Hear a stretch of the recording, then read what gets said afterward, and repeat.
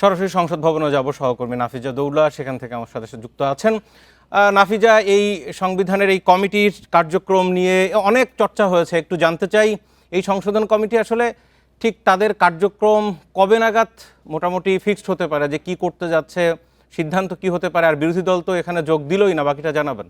মূলত সংসদীয় কমিটি বৈঠকে বসার সাথে সাথেই কিন্তু কোনো ধরনের সিদ্ধান্ত আসে না। সংসদীয় কমিটি যখন কোনো কিছু টপিক নিয়ে আলোচনা শুরু করে, আপনি যদি দেখেন বিগত সময় আমরা যদি দেখি যে সংলাপ নিয়ে একটি আলোচনা হচ্ছিল, বা সংবিধানের পঞ্চদশ সংশোধনী, এছাড়াও সংবিধানের যেই ধাপে ধাপে সংশোধনীগুলো হয়েছিল সেগুলো নিয়ে কিন্তু দীর্ঘ কয়েক মাস আলোচনা হয়, এবং শুধু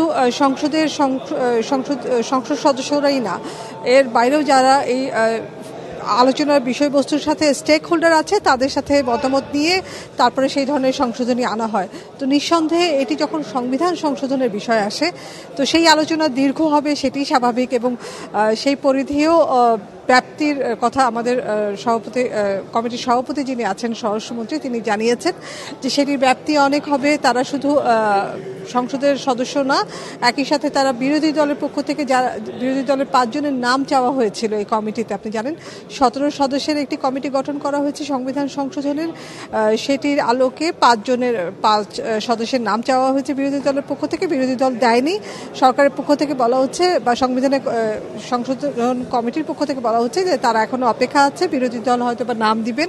আর যদি তারা এই কমিটিতে আলোচনায় অংশ না নেওয়ার জন্য নাম না দিয়ে থাকেন, সেই ক্ষেত্রে কমিটির পক্ষ থেকে বিরোধী দলের বিভিন্ন সদস্যদের সাথে এই বিষয়ে আলোচনা হবে।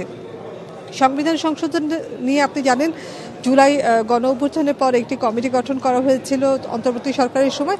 সেই সময় অনেকগুলো সংবিধানের সংশোধনের অনেকগুলো বিষয় রাজনৈতিকভাবে একমত হয়েছিল বিএনপি, এবং কিছু বিষয় নোট অফ ডিসেন্ট দেওয়া হয়েছিল। রাজনৈতিক বিষয় যেটি একমত হয়েছে সেটি তারা গ্রহণ করবে। নোট অফ ডিসেন্ট যেই ধারাগুলো পরিবর্তিত ধারাগুলোর উপরে তারা নোট অফ ডিসেন্ট দিয়েছে, সেটির উপর মূলত আলোচনা হবে। সেই আলোচনায় অংশীজনরাও অংশ নেবেন। তারপরে সেটি সংশোধন আকারে বা সেটি প্রস্তাব আকারে সংসদীয় কমিটি সেটা সংসদে উত্থাপন করবে, বিল আকারে আসবে। সেই বিলের উপরে কিন্তু আবার সংসদ সদস্যরা আলোচনা করবেন, এবং তারপরে ঐক্যমতে বা কণ্ঠভোটে সেটি পাশ হবে। নিঃসন্দেহে সেটি একটি দীর্ঘ প্রক্রিয়া। আপাতত যে প্রক্রিয়া শুরু হয়েছে সেটি হলো আজকে সংবিধান সংশোধন কমিটির প্রথম সভা। সেই সভায় শুরুর আগে কমিটির সভাপতি যিনি আছেন, স্বরাষ্ট্রমন্ত্রী, তিনি ব্রিফ করেছেন। তিনি বলেছেন জুলাই আন্দোলনের যে সনদ আছে, জুলাই সনদ, সেটি প্রতি পূর্ণ বাস্তবায়নের প্রতি অঙ্গীকারবদ্ধ সরকার। সংবিধান সংশোধনের ক্ষেত্রে যে বিষয়গুলো আছে সেই বিষয়গুলো নিয়ে মূলত আলোচনার প্রস্তুতি চলছে। সেই আলোচনার অংশ হিসেবেই আজকে সংসদের কমিটির বৈঠক শুরু হয়েছে। এই ছিল সর্বশেষ সংবিধান সংশোধনী কমিটির প্রথম বৈঠকের বিস্তারিত জানাচ্ছিলেন সহকর্মী নাফিজা দৌলা।